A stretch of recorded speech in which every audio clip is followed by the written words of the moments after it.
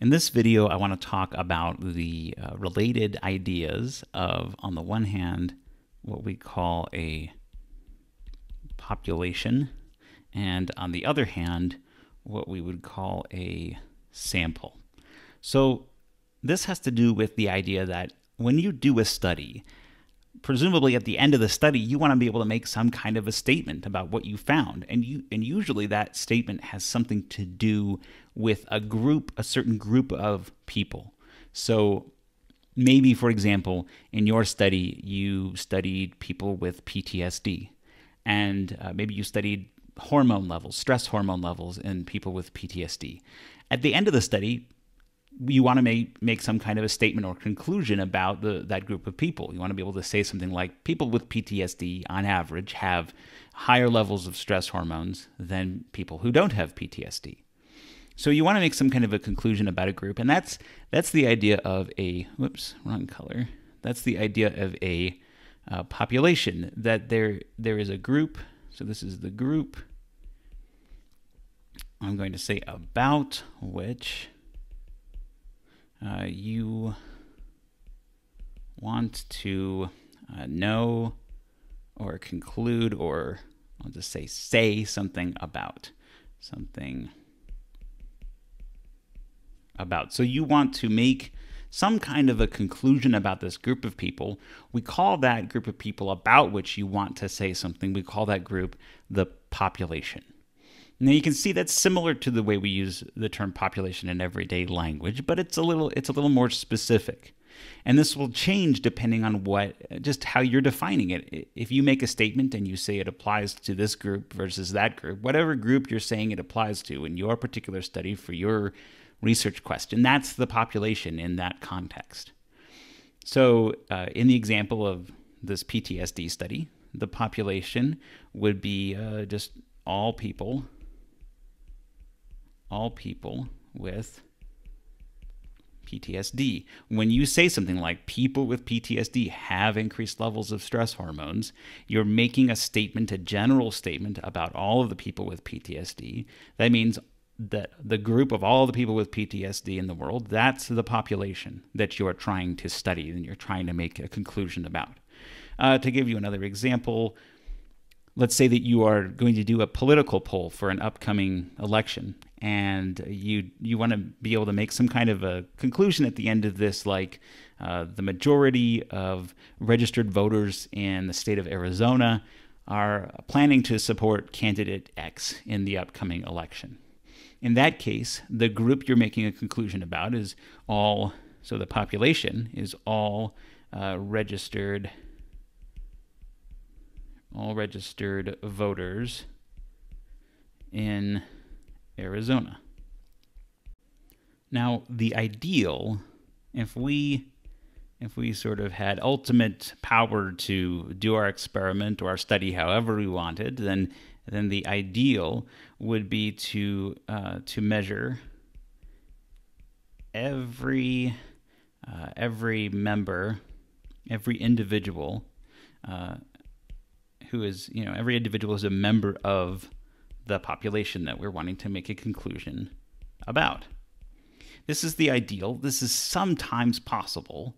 So, for example, let's say that I wanted to study my own class. I want to see if students in Abe's Psych 101 class do better on tests when they have come to lecture. So some students attend lectures, some students skip class and only show up for the tests. Do the students who attend lecture do better than those who don't? If they don't, I maybe should consider doing something different with my lectures. So in that case, it would be relatively easy for me to measure every single person in the class. And as long as the conclusions that I'm making are about that class, then I'm directly measuring my entire population. Another place where you see this happen is, or at least where it's attempted, is in the census. So every 10 years we have a census.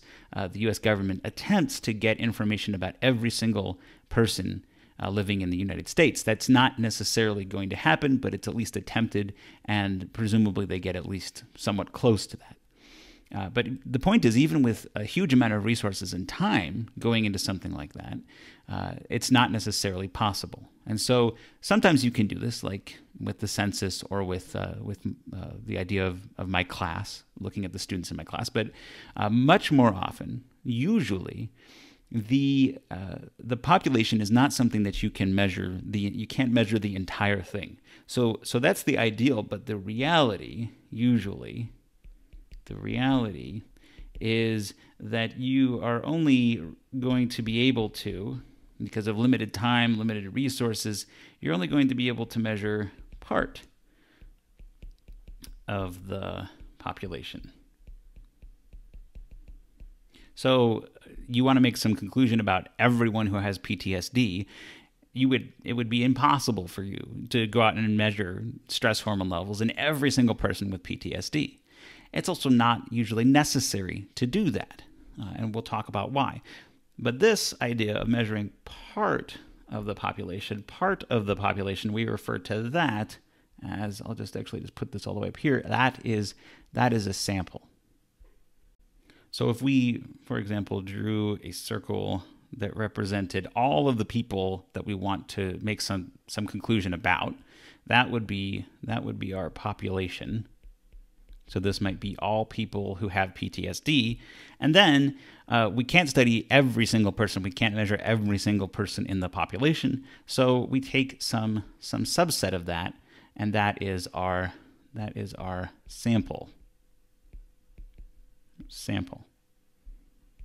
And when you see this done, the process of taking these people, of bringing them into your study, we would call that sampling. You're selecting people to go in your sample. That's just a term you'll see, the idea of sampling participants for your research. Now, the key question here that goes on with this is, when we measure something for our sample, is what we've measured, is what we found to be true in our sample, are we going to be able to say that about the population, right? Is it going to be true? Is what is true for our sample also true for the population? There's a couple of actually different ways we say that, and certain specific terminology that you'll see that I want you to realize what it means if you see this in a scientific paper. What you would say is, people will say, does the sample, what is true for the sample, does it generalize? Does it generalize to the population? In other words, we have something that is true in this specific case. In the 25 people with PTSD that we measured their stress hormone levels in, does the level of stress hormones we measured in those people, does that result generalize? Does it generalize to the population? If I measure something in the students in one of my classes, can I generalize that result to all of the students in all of my classes? So if lectures were useful or useless for a particular class, can I then say that that is true for other classes? Does it generalize? So sometimes you'll also hear it said as, is this a generalizable result or a generalizable conclusion?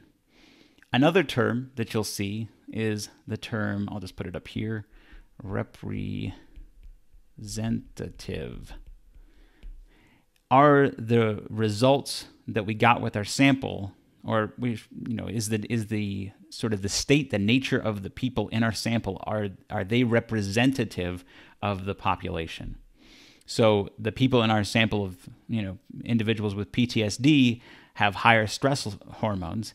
Is that higher levels of stress hormones? Is that representative of the people in the population at large, of all the people with PTSD? That is the key issue. And depending on, what we'll see is depending on how you take this sample.